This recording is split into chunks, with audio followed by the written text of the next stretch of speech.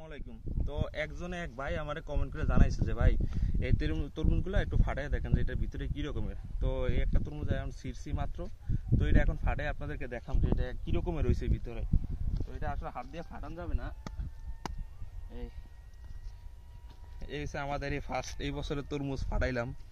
এই সব অবস্থা দেখছেন, এখন একেবারে কাঁচা, মানে মাত্র এই বিসি হইতেছে, দেখতে পেয়েছেন। এই যে এখন কি এই মিষ্টি লাগে দিবে, হ্যাঁ এখন খাওয়া যাবে না না কাকা, বিষ না এর বিষ এমন তো ওই যে ওষুধ দেওয়াতে এই মাত্র তো পুকুরে ওষুধ দিছি, তো এখন খাওয়া যাইতেছে না, নাইলে খাইয়া দেখাইতাম আপনাদেরকে। এই যে মাত্র শুধু বিসি হয়েছে, সাদা সাদা বিসি, আর কিছুই হয়নি এখনো।